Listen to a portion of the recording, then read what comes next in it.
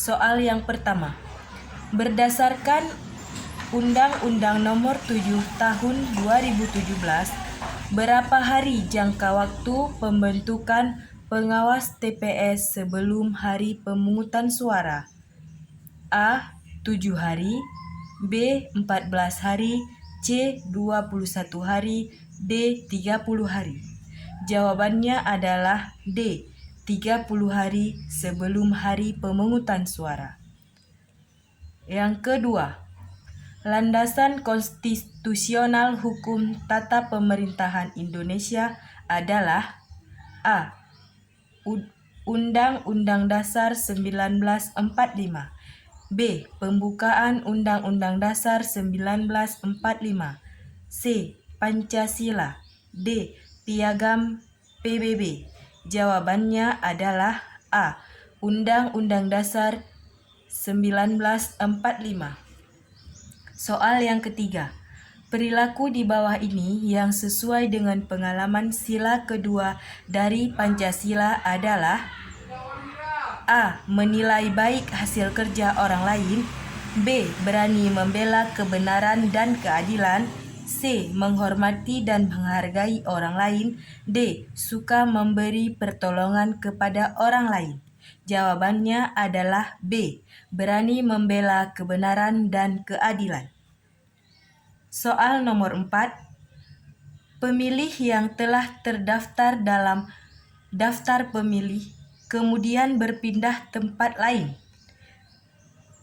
Pemilih yang bersangkutan harus melapor kepada A. KPU setempat, B. PPK setempat, C. PPS setempat, D. KPPS setempat. Jawabannya adalah PPS setempat.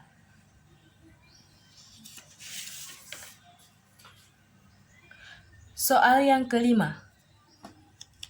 Pelaksanaan pemungutan suara dilakukan pada A. Panitia pemilu telah siap, B. Hari libur atau hari yang diliburkan, C. Pemilih telah terdaftar secara menyeluruh, D. Sudah keputusan KPU untuk melakukan pemilu. Jawabannya adalah hari libur atau hari yang diliburkan. Soal nomor 6.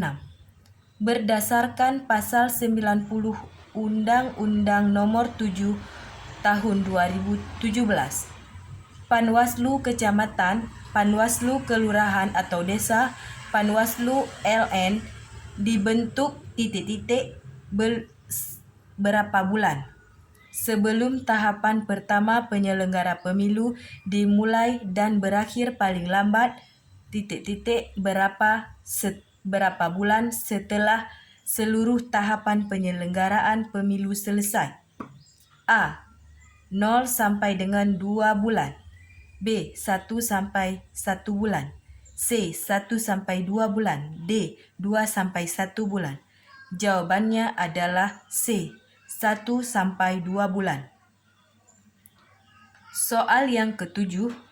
Daftar pemilih sementara pemilu diumumkan oleh A. KPPS, B. PPS, C. PPK, D. Bawaslu Kabupaten atau Kota. Jawabannya adalah B. Soal yang selanjutnya. Berapa jumlah anggota KPU, KPU Provinsi, KPU Kabupaten atau Kota, PPK, dan PPS? Jawaban A. 9, 7, 5, 5, 3. B. 7 atau 5, 5 atau 3, 5, 3. C. 7 atau 5, 5, 5, 3. D. 5, 5, 5, 3, 1. Jawabannya adalah jumlah anggota KPU Provinsi, Kabupaten atau Kota, PPK, dan PPS. Jawabannya yang C. 7 atau 5, 5, 5, dan 3. Soal yang ke-9. Siapa yang mempunyai wewenang dan tugas untuk membentuk KPPS? A. PPS, B. PPK, C. KPU Provinsi, D. KPU Kabupaten atau Kota. Jawabannya adalah A. PPS. Soal nomor 10. Siapakah yang berhak menandatangani dokumen daftar pemilih sementara atau DPS dan DPS hasil perbaikan? A. Ketua KPPS, B. Ketua PPS, C. Ketua PPK, D. Ketua KPU. Jawabannya adalah B. Ketua PPS. Soal nomor 11. Anggota KPPS diangkat dan diberhentikan oleh PPS atas nama Ketua KPU. Berapa jumlah anggota KPPS dan apa kepanjangan dari KPPS? Jawabannya adalah A. 5 orang.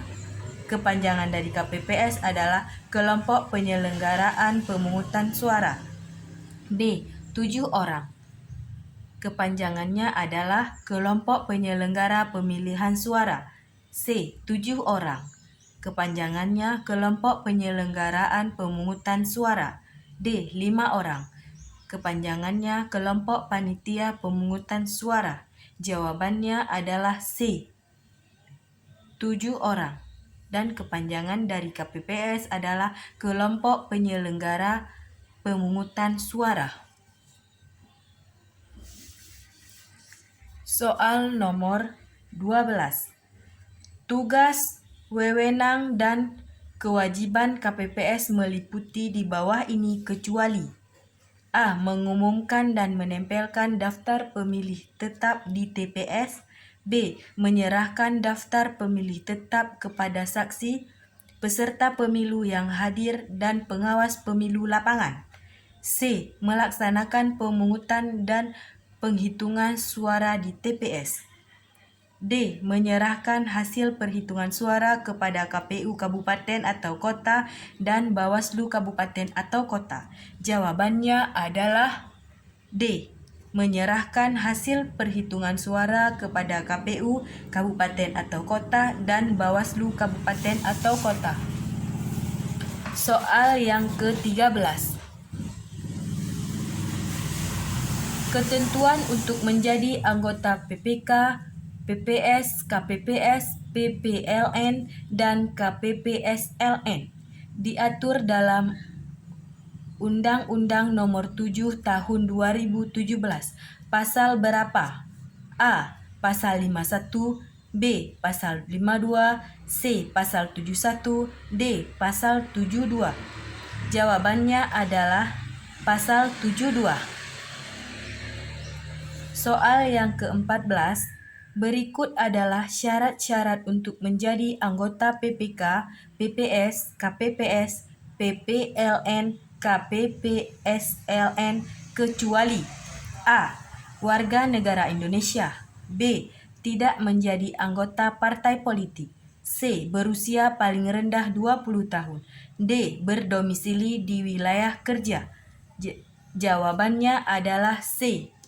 Berusia paling rendah 20 tahun.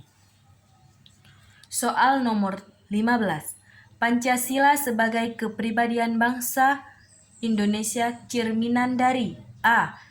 Aneka kebudayaan yang dimiliki oleh bangsa Indonesia, B. Tata usaha perundangan yang berlaku, C. Susunan pemerintahan bangsa Indonesia, D. Nilai yang dimiliki oleh bangsa Indonesia. Jawabannya adalah D. Soal yang ke-16. Pancasila merupakan satu-satunya falsafah bangsa dan negara.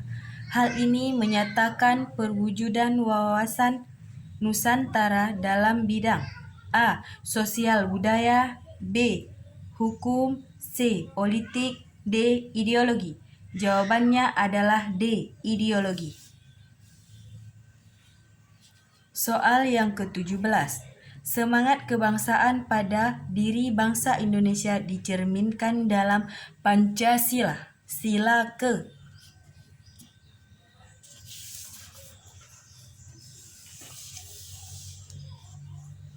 A. Pertama, B. Kedua, C. Ketiga, D. Keempat. Jawabannya adalah C. Ketiga. Soal nomor 18. Setiap warga negara dituntut untuk menempatkan kepentingan bangsa dan negara di atas kepentingan pribadi atau golongan. Pertanyaan tersebut menunjukkan salah satu contoh prinsip nasionalisme, yaitu A. Demokrasi, B. Kemanusiaan, C. Kebangsaan, D. Persatuan dan kesatuan. Jawabannya adalah D. Persatuan dan kesatuan. Soal nomor 19. Saya sedang memimpin rapat. Tiba-tiba ada anggota yang datang terlambat. Sikap saya ialah A. Melarangnya masuk ruangan, B. Menyuruhnya menunggu di luar ruangan, C. Menanyai apa alasan terlambat, D. Menyuruhnya meminta maaf di depan forum. Jawabannya adalah A. Melarangnya masuk ruangan. Soal yang terakhir. Soal nomor 20. PPS menerima masukan dan tanggapan dari masyarakat dan peserta pemilu paling lama sejak DPS diumumkan. A. 10 hari, B. 11 hari, C. 20 hari, D. 21 hari. Jawabannya adalah D. Berikut soal-soal yang saya lampirkan. Semoga kita semua bisa melewati ujian tulis CAT pada PPS tahun 2024 dengan lancar dan mendapat nilai yang memuaskan. Demikian, Assalamualaikum warahmatullahi wabarakatuh.